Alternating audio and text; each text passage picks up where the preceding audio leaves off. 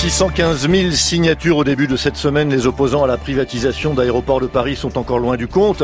La procédure engagée par les parlementaires de l'opposition doit recueillir 10% du corps électoral, soit un peu plus de 4,5 millions de signatures pour aller à son terme, ce qui veut dire à peu près 17 000 signatures par jour jusqu'à la mi-mars. Mission impossible ou presque. C'est d'ailleurs la raison pour laquelle le chef de l'État a proposé de ramener ce seuil à 1 million de signatures, en gardant par conséquent ce principe du référendum d'initiative partagée entre les élus et les citoyens. On est très loin donc du RIC, réclamé par les Gilets jaunes, le référendum d'initiative citoyenne en vigueur dans de nombreux pays, mais qui n'est décidément pas dans la culture politique française où tout procède d'en haut. Conception pyramidale du pouvoir, attachement à la démocratie représentative, frilosité des élites face aux citoyens qui n'auraient pas l'expertise nécessaire pour décider. Alors redonner du souffle à la démocratie paraît pourtant indispensable, qui commence d'ailleurs à se faire très timidement là aussi par le biais de budgets participatifs dans certaines collectivités locales. Mais comment aller plus loin ? Nos invités ce soir pour en parler, Raoul Mani-Berton, professeur de sciences politiques à Sciences Po Grenoble, et Clara Egger, professeure assistante en relations internationales à l'université de Groningen. Bonsoir à vous deux. Bonsoir. Vous êtes tous les deux auteurs de RIC, le référendum d'initiative citoyenne expliqué à tous, paru aux éditions FIP cette année même. En ligne de Chalon-sur-Saône également, Cécile Untermaier, députée socialiste de Saône-et-Loire, présidente du groupe de travail de l'Assemblée sur la démocratie numérique et les nouvelles formes de participation citoyenne. Bonsoir à vous, madame. Bonsoir. Et puis nous appellerons dans un instant Michèle Moreau, première adjointe à la mairie d'Angers en charge de la citoyenneté. Le téléphone sonne, c'est jusqu'à 20h.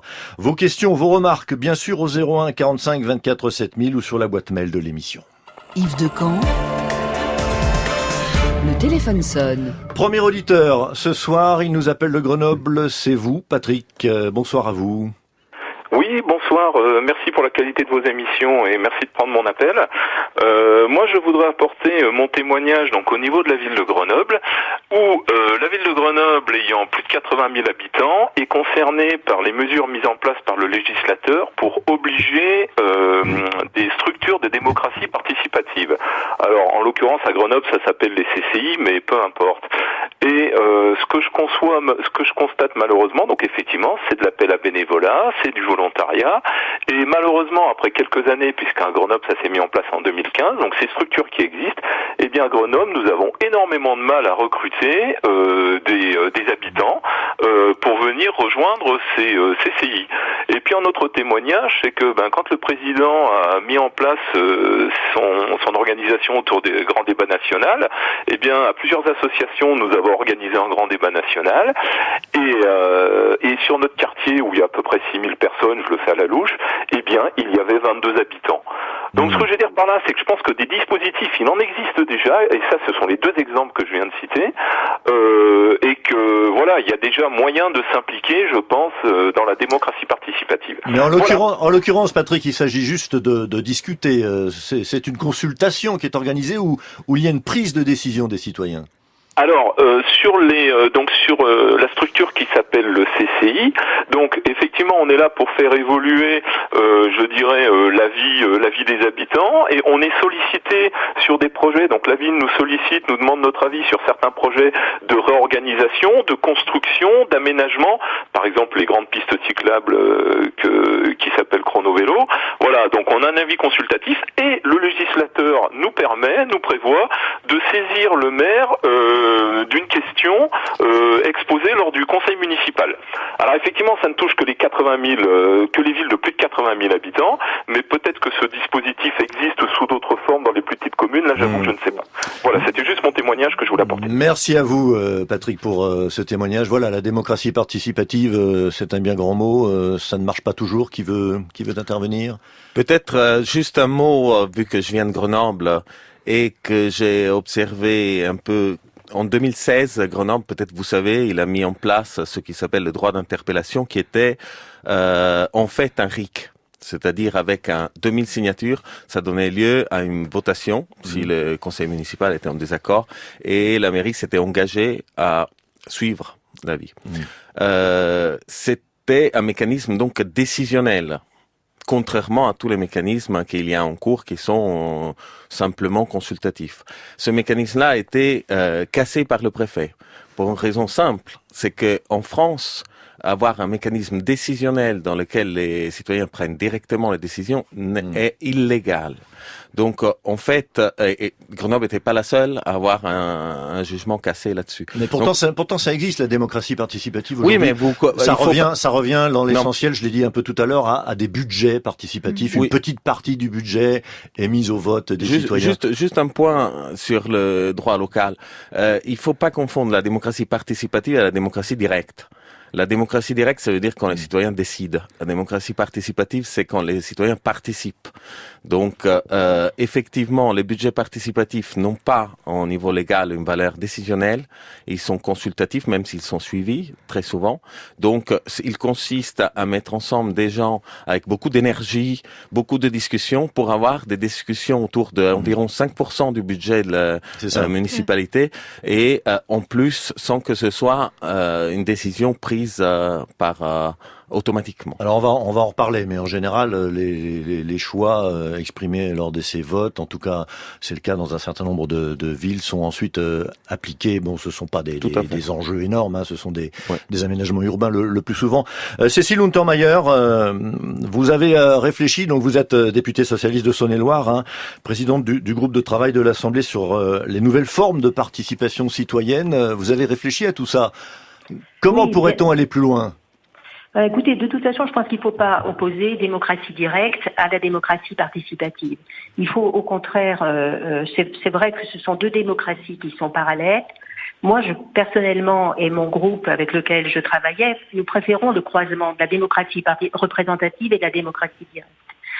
Mais pour que les citoyens adhèrent à cette démocratie représentative, il faut que il y ait un contrat gagnant-gagnant avec des règles transparentes, de la réactivité et un engagement que chacune des parties tient.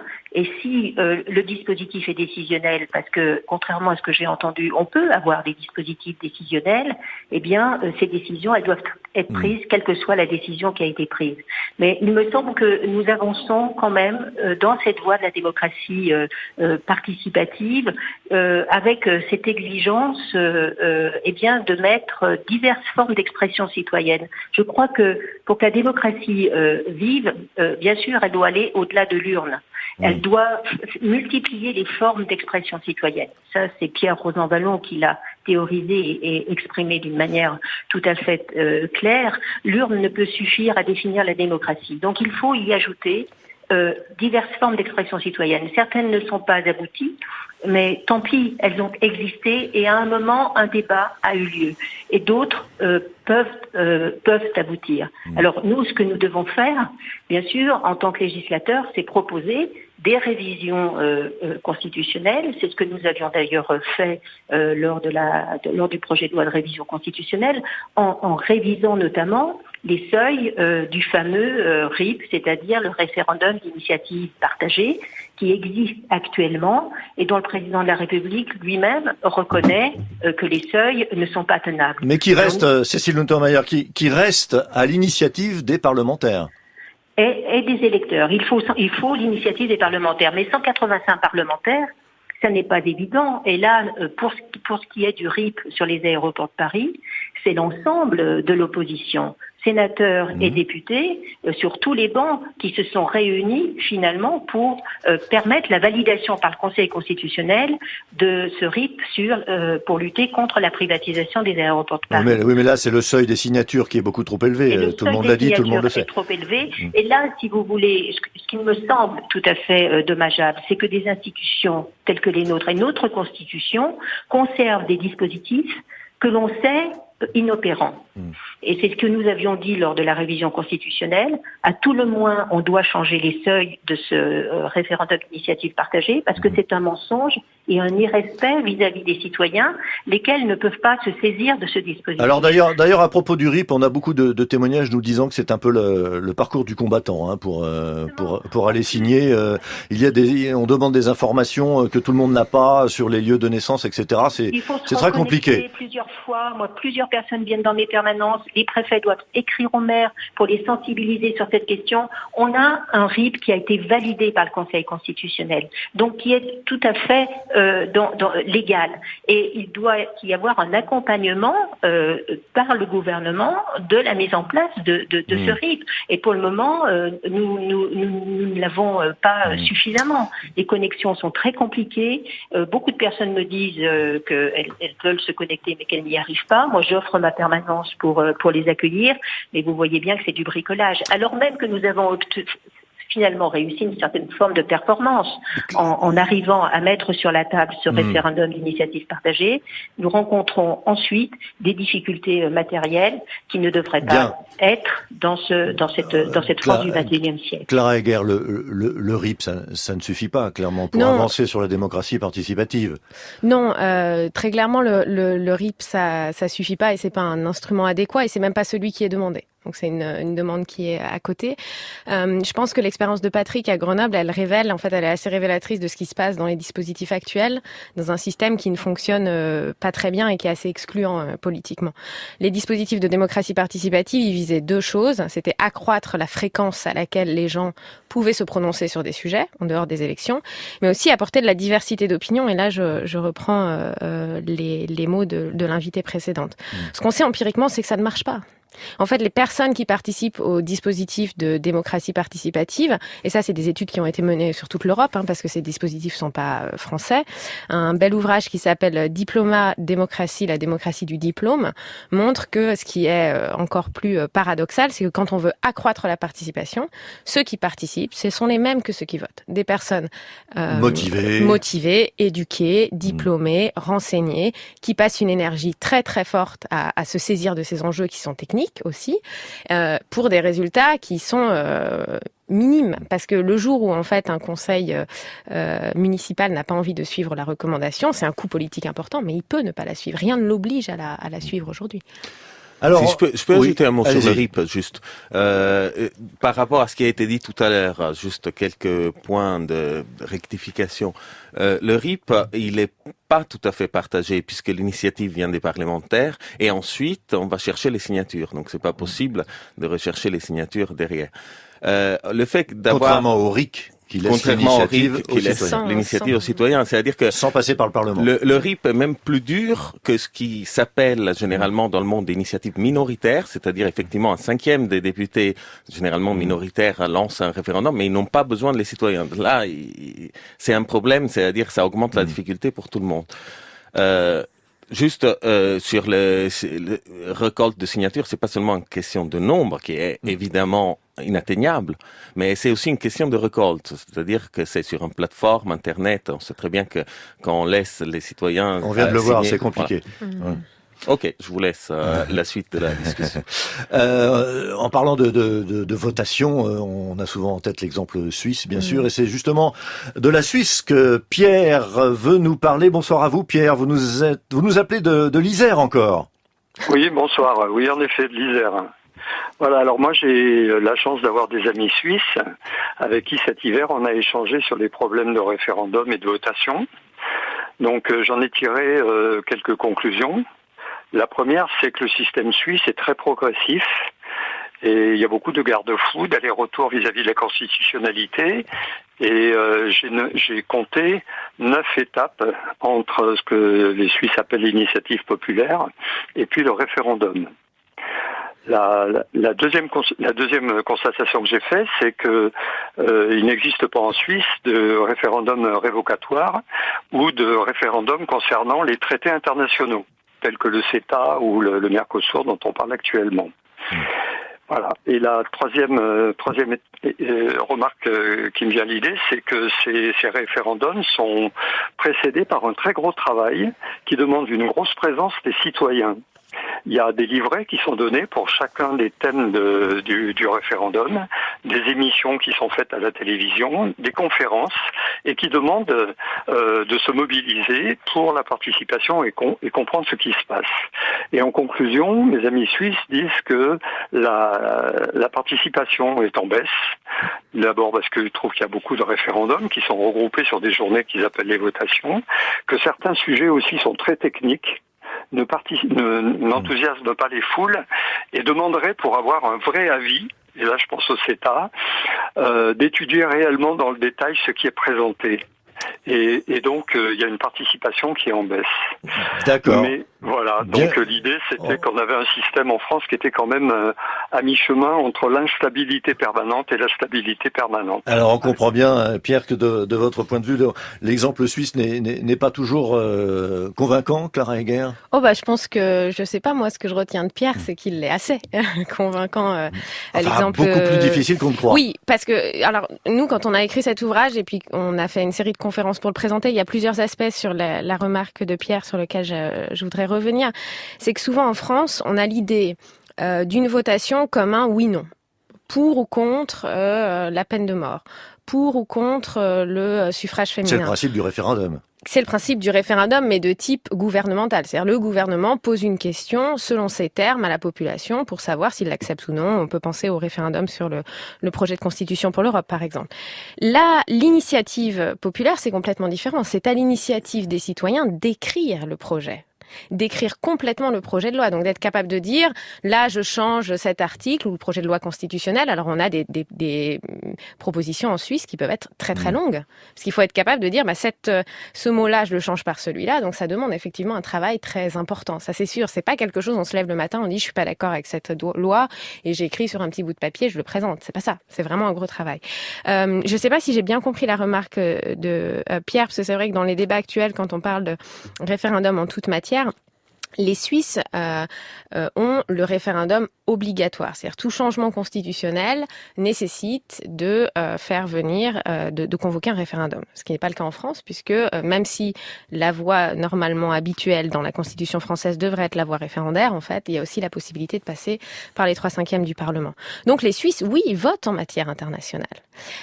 Et votent aussi sur... En fait, il n'y a pas de restriction de sujets sur lesquels ils peuvent voter. Donc ils vont se prononcer. Par exemple, les Suisses ont voté un certain nombre de fois sur l'adhésion à l'Union européenne, ont refusé et sont parmi les Européens les plus informés sur l'Europe. Ils la connaissent bien mieux que nous parce qu'en fait, ils ont à chaque fois été amenés à se présenter là-dessus. Sur la participation, ça c'est un enjeu qui est important, c'est vrai. Les Suisses votent en moyenne, les votations suisses, c'est 40% des électeurs qui se déplacent. Là, trop de votes tue un peu le vote. Voilà, ça c'est sûr. Et l'idée de regrouper, c'était celui-là. C'était de dire, regroupons sur une journée. Mais ce qui est vrai, c'est que ça crée aussi ce qu'on appelle un public par enjeu. C'est-à-dire que les personnes qui ne sont pas intéressées par une question ne se déplacent pas. C'est pas un mal en soi, le fait que si on n'a pas un avis sur la question, on ne se déplace pas, parce que en fait, en réalité, ce qu'on observe, contrairement à ce qui se passe en France, c'est que les abstentionnistes sont très différents à chaque scrutin. Si moi, je suis mère de famille et je suis intéressée par la question de l'implantation des crèches, je vais me déplacer. C'est peut-être très technique, mais je vais me déplacer. Par contre, alors on prend souvent cet exemple, il y a eu une votation à Lausanne sur l'ouverture des bureaux de tabac près des gares après 20h le dimanche. Bon, ça intéresse un petite partie quand même de l'électorat. Donc, moi, je me déplacerai pas sur cette question, par exemple. Cécile Untermaier, est-ce qu'il faut aller plus loin, sans aller jusqu'à l'exemple suisse forcément, mais vous parliez du RIP tout à l'heure, est-ce qu'il ne faut pas passer à l'étape suivante, aller plus loin? Oui, bien sûr qu'il faut aller plus loin. Et là, je rejoins également vos interlocuteurs. C'est que le RIP doit être à l'initiative des parlementaires ou des électeurs. Donc, on doit avoir un dispositif avec des seuils affaiblis, une modalité aussi d'initiative qui soit réellement partagée. Mais vous dites toujours le RIP, vous dites pas le RIC. Non, je ne dis pas le RIC parce que je considère que le RIC en soi est intéressant parce qu'il suscite un débat. Mais la France n'est pas la Suisse. On a 67 millions d'habitants, ils en ont 8. Les Suisses s'expriment quasiment tous les trimestres, soit par des votations, soit par des élections.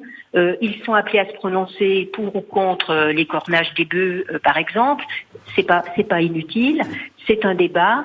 Ils sont dans une terre de débat. La France, elle apprend maintenant à débattre. Peut-être que le grand débat nous a donné le coup d'envoi, mais Avant cela, il y a des initiatives multiples sur les territoires en matière de démocratie participative, réussies ou pas, décisionnelles ou pas. Je pense que dans les villes et dans les communes et les petites communes, il se passe des choses aussi extrêmement intéressantes. Justement, Cécile Untermaier-Cassa de Haute-Savoie nous écrit que en Suisse, on peut voter pour des sujets nationaux, mais souvent pour des sujets cantonaux ou communaux, comme Clara Egger le disait à l'instant. Pourquoi ne pas commencer par là en France, par des référendums locaux? Moi, je pense qu'il faut commencer partout. Il faut aller partout. Il faut faire finalement de la France une mosaïque de l'expression citoyenne. Et moi, en tant que législateur et en tant que député, je suis très impliquée dans ces questions parce que je considère que, en tant que femme élue, représentant le peuple, je me dois entre deux élections de travailler avec les électeurs. Et c'est donc la raison pour laquelle j'ai, mais d'autres collègues l'ont fait également, mis en place des dispositifs d'ateliers législatifs citoyens pour réfléchir effectivement sur les projets de loi en amont et tenir compte de leurs observations, pour mettre en place des jurys citoyens lorsque nous avions encore cette fameuse réserve parlementaire, pour la partager ensemble sur la vie d'un territoire porté par des associations. Nous avons introduit dernièrement dans le règlement un droit de pétition, mais qui soit véritable, c'est-à-dire qu'à partir d'un certain nombre de clics, cette pétition, non pas comme le prévoit le règlement actuellement, mais comme il devrait le prévoir, cette pétition oblige le législateur à un débat parce que le citoyen le lui demande. Donc je pense que nous sommes actuellement dans un mouvement qui se cherche et je pense que le RIC ne doit pas être le seul objectif visé. Il me semble que nous avons toute forme de participation citoyenne. L'important, c'est que le contrat soit gagnant-gagnant et que personne, à la fin du compte, se sente floué par le dispositif. Raoul Magny-Berton, on l'entend, les parlementaires réfléchissent beaucoup, on est toujours dans le débat, et on a du mal à avancer, on a l'impression quand même. On a du mal même dans le vocabulaire, parce que moi, malgré tout, ce que j'entends, c'est que l'objectif, c'est l'expression citoyenne. C'est pas ça l'objectif. Enfin, du moins, des mouvements qui sont mobilisés, l'objectif, c'est la décision citoyenne. C'est quelque chose de différent, de s'exprimer, de prendre des décisions. Alors, on peut dire, oui, alors, ça je l'ai entendu souvent, la France n'est pas la Suisse, n'est pas les États-Unis. Il faut savoir que les États-Unis, dans 24 États, ils pratiquent le RIC, y compris pour la constitution de l'État, vraiment tous les ans. Localement donc. Oui, mais attention, parce que comme vous dites localement, il faudrait faire localement en France. Les États-Unis et la Suisse sont des pays hyper décentralisés, c'est très fédéraux. Vous savez, les Suisses ou les Américains payent environ entre 70 et 80% de leurs impôts à leur région. Ils ne passent jamais par l'État central. 20% restent à l'État central. Donc, vous imaginez les nombres de décisions qu'on prend au niveau local, c'est incroyable. C'est presque comme un État. Alors qu'en France, si on commence au niveau local, on commence sur les détails, en fait. C'est ça le problème. C'est-à-dire que pour commencer au niveau local, il faut décentraliser la France. Et sinon, il faut commencer au niveau central. C'est une toute autre culture. Rapidement, Clara Egger. Oui, juste pour réagir sur, parce que c'est aussi quelque chose qu'on entend, ce n'est pas dans la culture française. Nous, l'argument qu'on défend dans cet ouvrage, on n'est pas le seul à le défendre, c'est que les institutions forgent la culture politique. Or, un des premiers à avoir créé une forme de RIC constitutionnelle, c'était Condorcet. C'était la constitution de l'an 1 qui n'a jamais été adoptée, mais qui était au cœur des débats. La question de la démocratie directe et pas participative était au cœur des débats à l'issue de la Révolution française. Elle n'a pas été adoptée, mais c'est pas étranger à notre culture politique. Alors justement, vous faites allusion à l'histoire. Il y a eu aussi des référendums appelés plébiscites, qui ont un peu refroidi, disons, les ardeurs des républicains. C'est par référendum que Napoléon Ier a été confirmé, que le coup d'État de Napoléon III a été ratifié. Vous voyez, c'est à double tranchant parfois. Oui, mais c'est pas. Alors, c'est comme souvent on nous prend l'exemple du Brexit. On dit ouais, mais regardez le Brexit. Mais le Brexit est un référendum gouvernemental. Ce n'est pas un référendum d'initiative citoyenne. Donc ça, c'est important. C'est les exemples qu'on donne, c'est des référendums d'initiative gouvernementale et dont on le sait que les effets sont complètement différents du RIC ou de formes de participation citoyenne. Alors de la même façon, il y a des référendums d'initiative citoyenne qui parfois donnent l'impression aussi d'aller à l'envers de l'histoire. On l'a vu en Suisse, où l'interdiction des minarets, l'interdiction d'embaucher des travailleurs étrangers, etc. Oui, alors là, on a fait le peuple est parfois conservateur ou bien sûr. rétrograde. Le peuple est parfois conservateur, en rétrograde. En 81, un référendum sur la peine de mort, qu'aurait-il donné? D'accord, je vais vous répondre là-dessus. Parce que là, on a étudié tous les référendums qui sont passés dans le monde, donc on a essayé de voir. Les exemples, là, on a toujours les exemples négatifs. Je prends un exemple. En Suisse, le droit de vote des femmes, 1971. Oula, c'est les mecs qui votaient. On se dit, ils vont jamais le donner. Sauf qu'au Colorado, par RIC, les femmes ont un droit de vote en 1893. C'est-à-dire, donc, environ plus de 50 ans avant les Français. On trouve des exemples comme ça. On trouve de tout. C'est-à-dire que, y compris sur la peine de mort, l'Oregon en 1914 a voté par RIC l'abolition de la peine de mort. Donc vous trouvez systématiquement des abolitions, des décisions très très progressistes ou très en retard dans les deux cas. En France en particulier, je soupçonne que c'est les sénateurs qui ne faisaient pas passer l'abolition de la peine de mort dans les années 30, parce que elle était une proposition qui était sur la table et la majorité des Français étaient d'accord. S'il y avait eu un RIC, probablement on l'aurait eu dans les années 30 comme la Suisse. Et aujourd'hui, je pense le plus probable pour réintroduire la peine de mort en France, c'est par l'élection d'un représentant. Alors on parlait de décisions, de mesures décisionnelles, de prise de décision par les citoyens.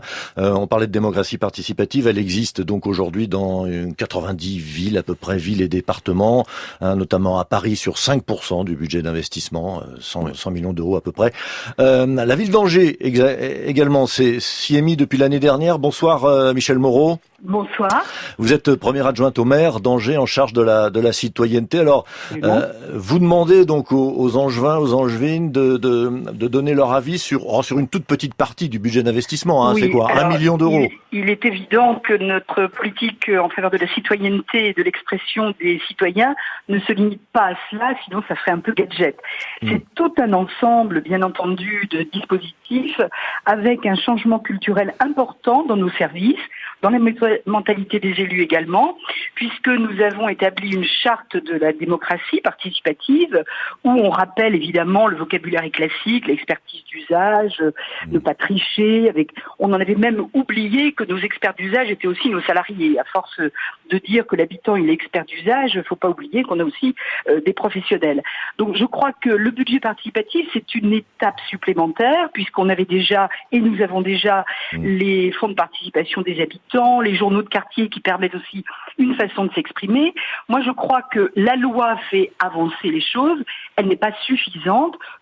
Et j'ai bien aimé tout à l'heure ce qui a été dit en faveur de la décentralisation. S'il n'y a pas plus d'autonomie des communes, des régions pour mettre en place des initiatives, ça ne marchera pas. Mais là, à Angers, c'est vous qui proposez les projets soumis au vote. Ce ne sont pas des idées qui viennent des habitants. Non. On fait un appel à projet sur une plateforme participative. Les habitants proposent des idées pour le budget participatif.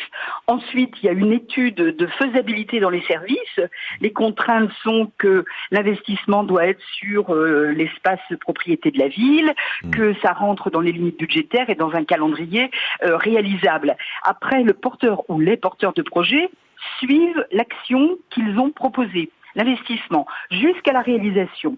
Donc effectivement, nous sommes à la deuxième donnée, mais non, sur les habitants qui proposent. Et puis autrement, il s'agit de projets relativement modestes, évidemment, des aménagements urbains. À 1 million d'euros, c'était la première année. Nous avons pris l'exemple de Grenoble et de Rennes pour se mettre en route. Il est évident qu'on ira plus loin puisque ça marche. Les gens ont une maturité pour proposer des choses ingénieuse, utile, et où les services ont été un petit peu étonnés parce que ce qui bouscule culturellement, c'est qu'il y a une ligne tracée par les politiques avec un budget, et puis là on leur dit ah oui, mais là c'est plus prioritaire parce que les habitants ont choisi de faire autre chose. Donc, mais ça maintenant c'est intégré. Et quelle est la participation? Un auditeur nous disait tout à l'heure qu'à Grenoble ça marchait pas forcément très bien.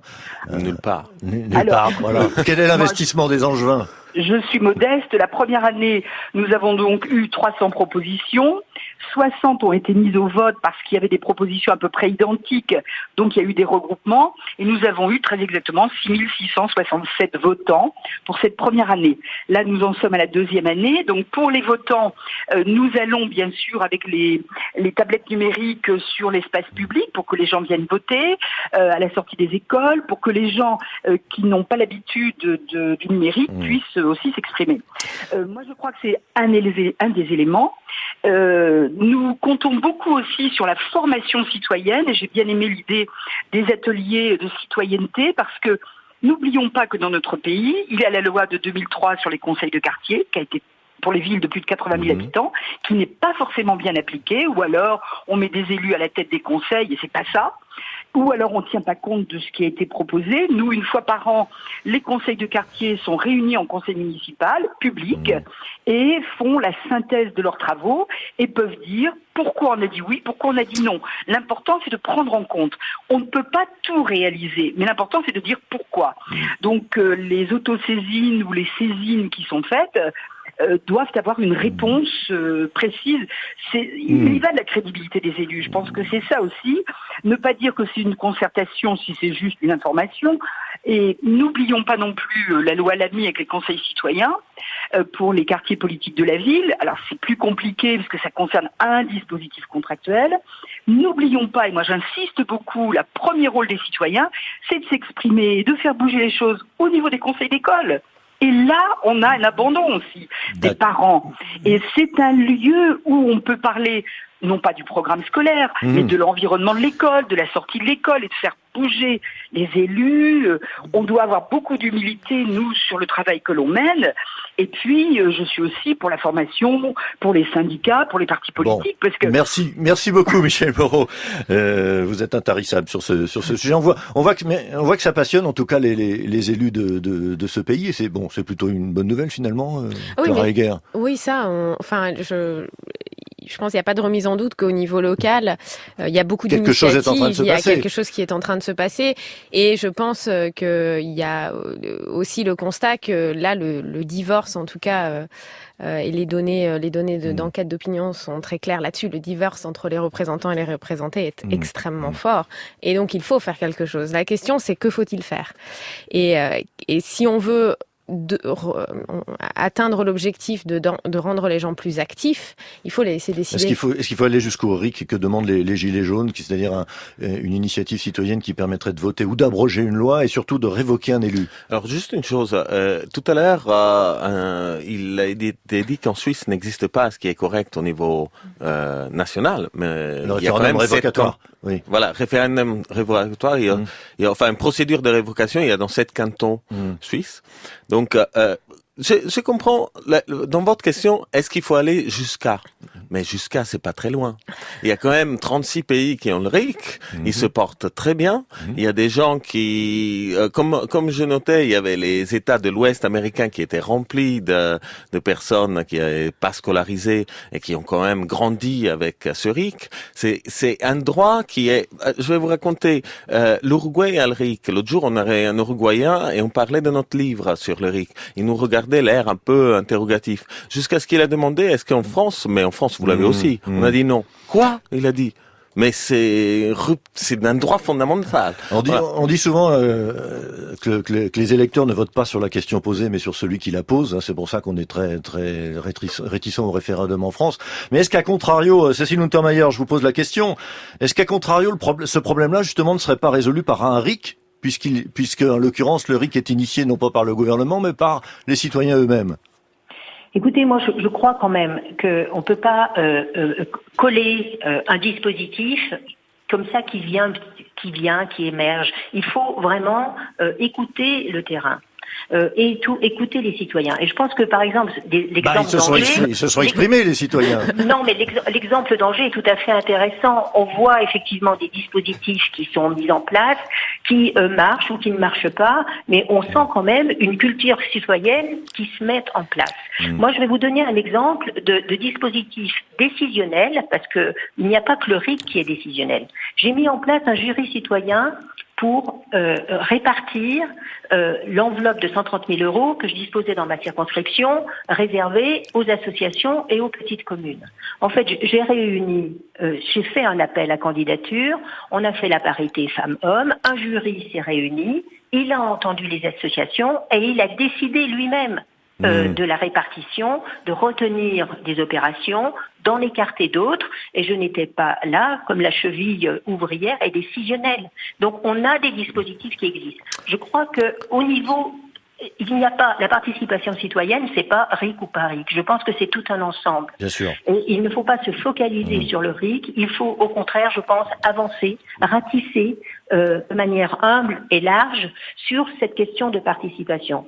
Et nous avons des dispositifs participatifs qui peuvent être décisionnels. Et je crois que l'enjeu actuel, c'est qu'au niveau local, les maires se sont saisis de cette question. Sans doute faudrait-il maintenant prévoir aussi des formations en démocratie participative, en recueil de démocratie directe, le cas échéant, parce qu'ils n'ont pas ces formations. Allez, qui sont pourtant indispensables. On va prendre un nouvel auditeur qui nous appelle des Yvelines et qui nous attend depuis un petit moment déjà. Jean-Charles, c'est à vous. Nous vous écoutons. Oui, bonsoir et merci pour la qualité de vos émissions. Je vais aller un peu à contre-courant de ce qui est dit jusqu'à présent. Est-ce que vous ne pensez pas que le véritable problème n'est pas plutôt la façon dont nos lois sont votées? Je vais être simple. Je pense que les référendums, quelle que soit leur forme, au niveau local, à mon avis, peuvent avoir un effet. Parce que les gens se sentent beaucoup plus près de leur ville, de leur département. Mais au niveau national, on voit qu'il y a un certain nombre de problèmes qui se cristallisent. Et le fait de donner la parole au peuple, il va donner son avis sur tout et n'importe quoi sans avoir tous les éléments. Les émotions, comme c'est évoqué dans la République de Platon, nous le montrent bien. Je vous invite à lire ce livre qui est quand même assez compliqué, mais extrêmement intéressant dans la façon dont fonctionne notre démocratie. Mais en 2 mots, regardez comment fonctionne une assemblée de copropriétaires. Lorsqu'il y a des choses qui sont assez simples, on demande juste la majorité. Par contre, pour des faits qui sont très importants, on va demander les 2/3. Alors vous me direz qu'aujourd'hui, au niveau de la Constitution, quand on a besoin de faire des modifications, on va demander à ce moment-là les 3/5.